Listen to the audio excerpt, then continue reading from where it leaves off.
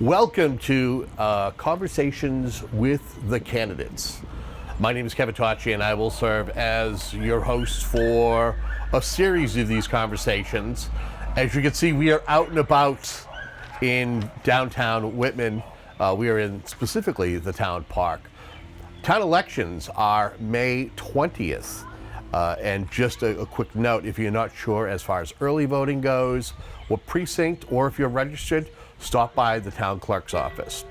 The particular race that I will be discussing today, and the candidate I'll be talking with, is Randy LaMattina. He is currently a selectman, and he is seeking a third term. Randy, welcome to the conversation. Kevin, thank you for having me. I appreciate it. Right out of the box, for folks who may or may not know who you are, we never can assume, especially if you have new people who live in the community. Tell us a little bit about yourself. My name is Randy LaMattina. I'm currently the chairman of the Board of Selectmen. As Kevin said, running for a third term. I can't believe it. It's already been 3 terms. But my wife and myself, I've been here since as long as I can remember, resident of Whitman. My wife and daughter Claire. We love Whitman. We're committed to our community, and we each try to play a role. And my role, I kind of morphed into going from somebody who was on the couch complaining about things to getting involved. And I started with the finance committee for a couple of years. Got on the board 6 years ago, and I think I've worked hard for the community and really appreciate the opportunity to serve the community in this way. Talk to us about running for another term. What is the motivating factor that you're deciding that you want to serve the community for another 3 years? Motivating factor, I guess at any point you're trying to finish things you started. And what I mean by that is, the town right now is in a place where we have a lot of projects in the pipeline, some that I'm involved in. It's kind of getting a large part of my terms have been in a pandemic situation where we had a lot of Zoom meetings, and I think even through that we've stabilized things, and I think that the board as a whole has really done some good work, and I just want to continue the opportunity to see everything through. In your eyes, what do you feel is the role of a select person and the Board of Selectmen? I would say if you were going to, relate it to, private sector work, you're kind of the board of the company. Not really into the day-to-day operations, but you are the policymakers. You are the ones that, when the tough decisions have to get made, that the 5 of us get in a room and make those decisions. Obviously that, we hire and we put the day-to-day people in place, and we leave that to them. And this town has an incredible staff in general, right from our administrators to everyone who works for the town is great. We have a great staff, and I think the biggest part of a selectman is trusting the people that you have in those places, and take their guidance and make the decisions based off that. What do you feel is the main issue or set of issues at the center of this year's town election? I would hate to say they're new issues, but they're constant issues, and I think they're constant issues in government in general. Is obviously budget issues. When you only have so much money, it's dividing that pool of money. And the board tries to do it the most equitable, fair way that we can. It doesn't always make everyone happy, but we do try. Also, the other issue this cycle is a couple of the big building projects that we have on the horizon. It's really, for me, it's not pushing any one idea, it's just making sure that the information, and as much information, can get out to the voters so they have, can make strong recommendations when it comes to vote. So as at the time of this conversation, town meeting has yet to take place, first Monday in May. What are the numbers been looking like? Where are they at this particular time? we're wrestling through it. The town side, we set a few years back, a committee I chaired was a budget override committee. And through that committee, we developed some fiscal policy that we've managed to put in place and kind of take a lot of the guesswork out of things. The struggle is with the school being in hold harmless, our financial policy says up to a 5% assessment. They've gone over that this year, which has kind of caused some headache, and we're going to work through it. We have a meeting coming up with the Hanson board and the school committee, and I'm hoping that will take the pressure off the voters when we go to town meeting, that the minutia has been handled prior to getting there, so we're not fighting on town hall floor. How do you feel about the town's long-term financial success? Do you feel that things are trending in the right direction when it comes to the town financially?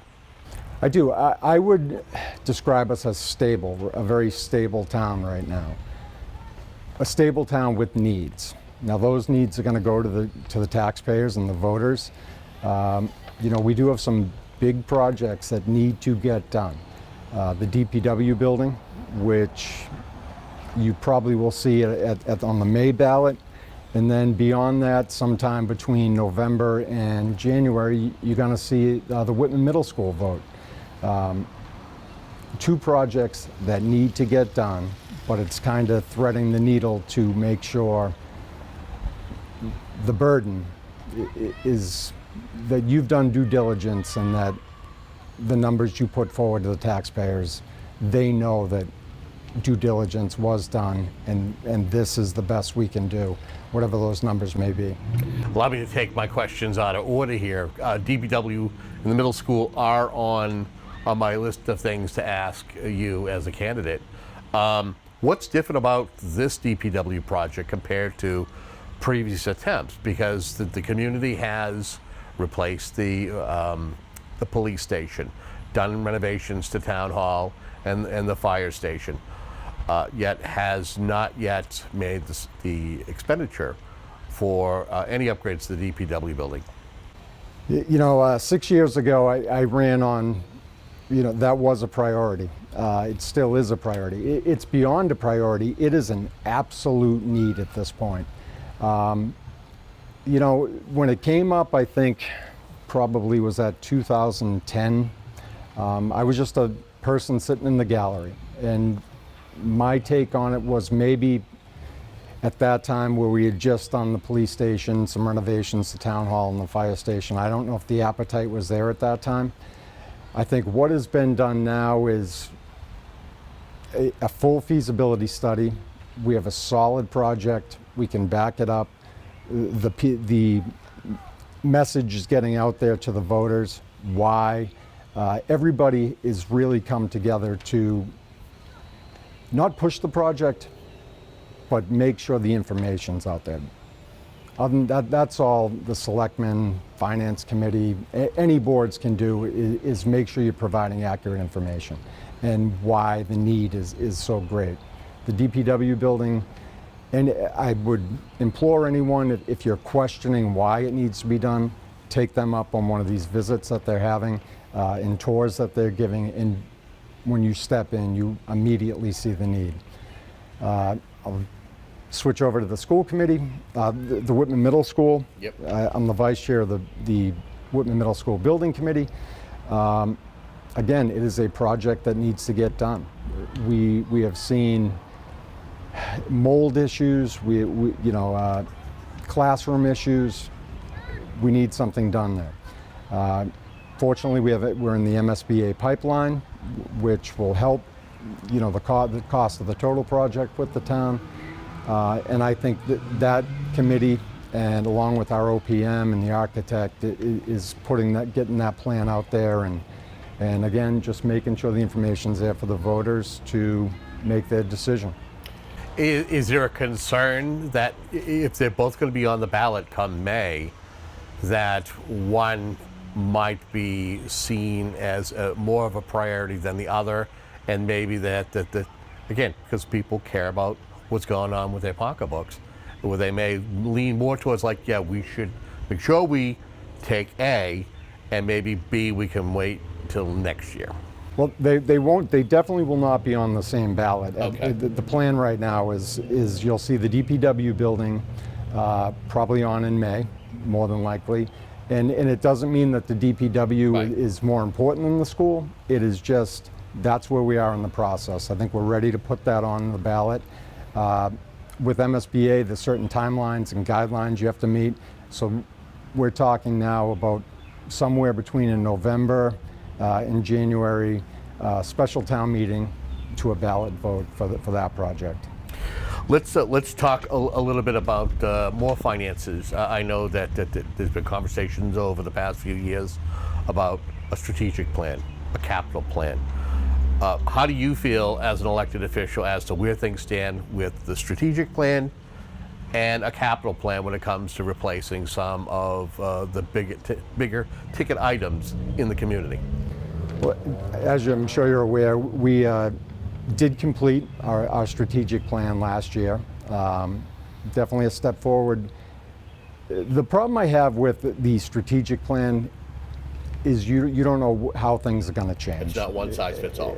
It is not. It's definitely a fluid document. You may not get to it, but it is a general roadmap. You know, it's the aerial view, stay in these boundaries, and you try, but things come up, which may have divert funding you were thinking in one place, and it gets diverted somewhere else. The key is trying, even when you're sidetracked, getting back to that strategic plan and trying to follow it. Because that is the guideline, that's what tells the taxpayers what you're looking to do in the future.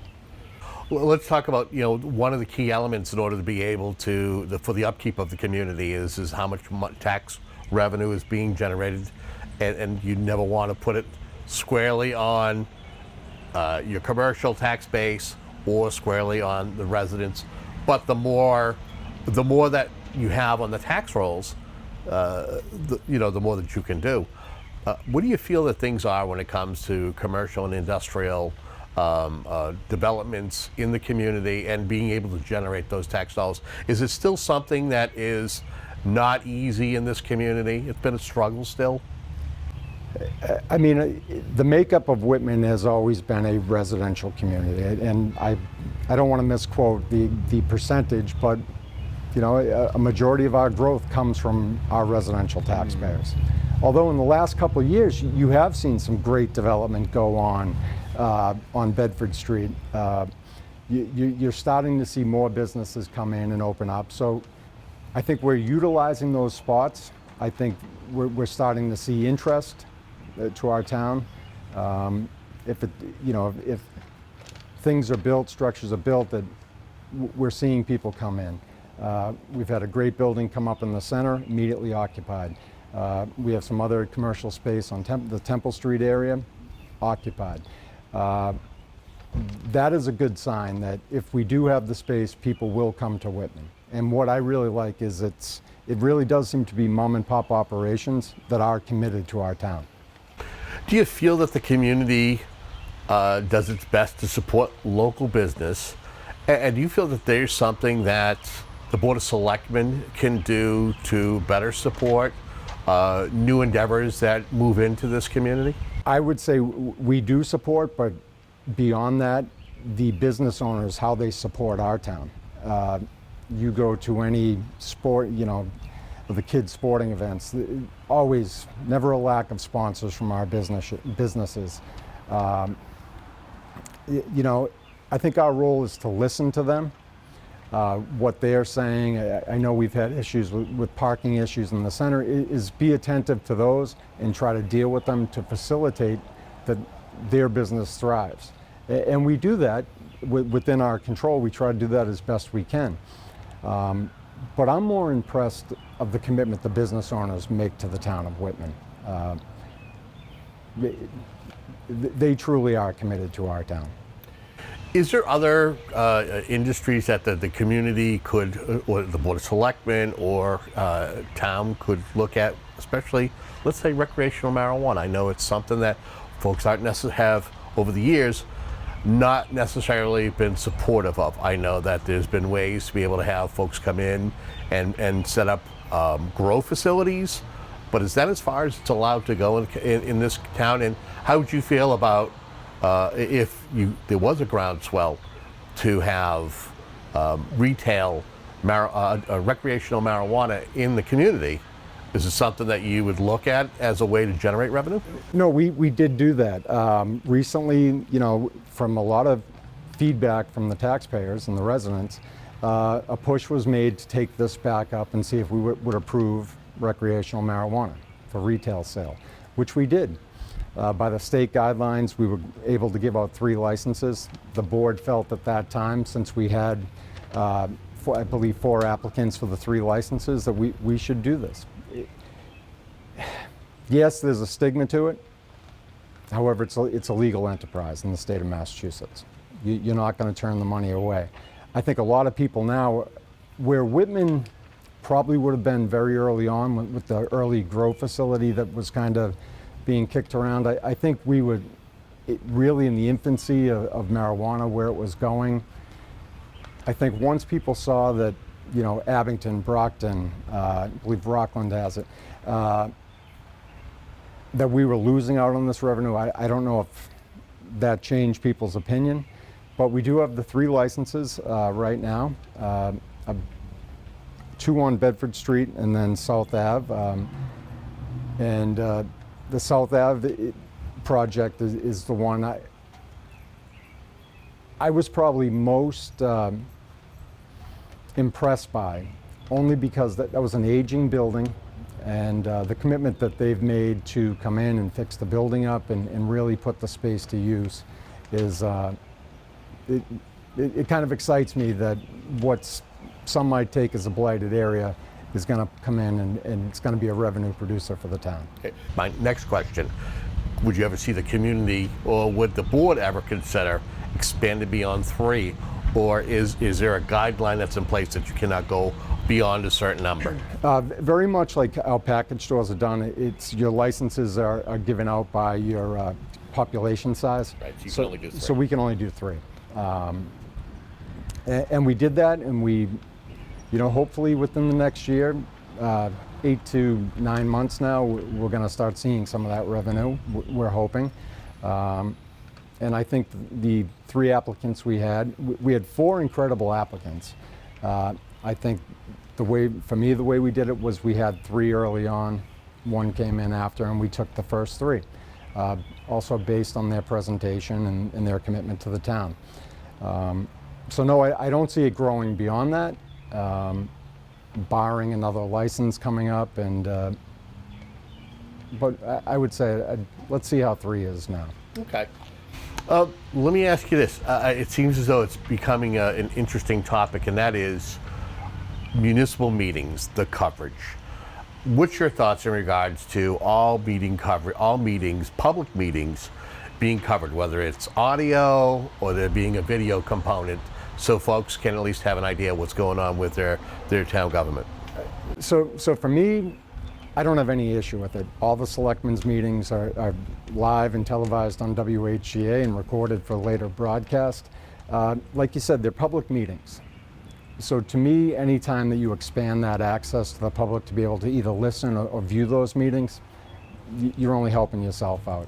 A lot of times people may not be able to have the information because they can't be here on a Tuesday night for a certain board meeting or a Wednesday night. But if you can go back, you can stay in the know. So I think for that reason alone, just that it provides more access to the public, it's a fantastic idea.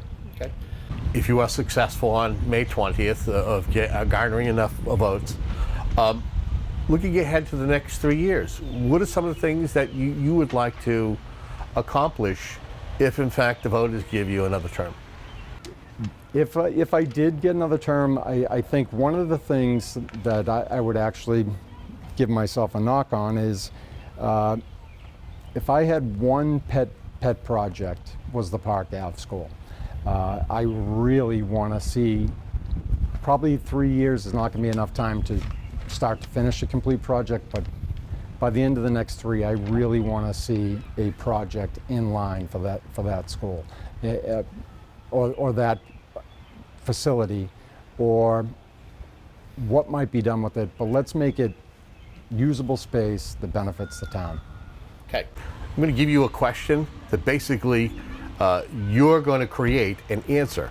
If there's something that I haven't asked, but you feel is a topic or something that you'd like to share, maybe there's something that we had discussed earlier on that you maybe want to expand upon, you can. So it's almost like it's an open-ended question.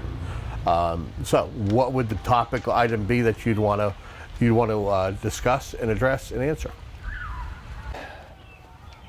Outside of myself, I think I really would like to go back and stress the importance of the projects that we have in Whitman. I would just really ask the taxpayers and the voters and the residents, please get informed over the need of these two projects, the DPW building and the Whitman Middle School project. Something has to be done, and it is going to come at a cost to the taxpayer, but I think the cost will be a lot more if they sit stagnant for an even longer period of time. To me, those are the two biggest things. Whether win, lose, or draw, I will be out supporting those two projects fervently till I see them get passed. They are that important to this town. If folks want to find out more about your campaign, or even they just want to reach out to you and talk to you more about, your run for a third term, how can they do that? You can find me on Facebook, Randy LaMattina, Whitman Selectmen. Feel free to call the town hall. A lot of people do that. And you can get they'll give you my email or phone number, and I talk to people. I talk to people a lot more than probably the average person thinks you do. A lot of this is dealing with people, and it's great. It's rewarding. And a lot of it isn't just budget issues. It's quality of life issues. It's, hey, what can we do to make the baseball field a little bit better? How can we, we want to donate. How can we do that? It's facilitating partnership with the town is the biggest. Get involved, get out there. I know that this year there's 4 people in this race. I welcome that. I think the more people you have running for offices, getting involved on committees, volunteering time for boards, it only makes the community stronger. Well, thank you for your time. Thank you, Kevin. I appreciate it. And I want to thank you for tuning into programs like this one, Conversations with the Candidate. The idea of this program is to make you a better informed voter when it comes time to go into and cast your ballot at the town hall, which is just over my shoulder. Again, May 20th. If you do not know your status regarding voting, early voting, you want to know more, contact the town clerk's office. It's that easy way. Until next time, have a great day.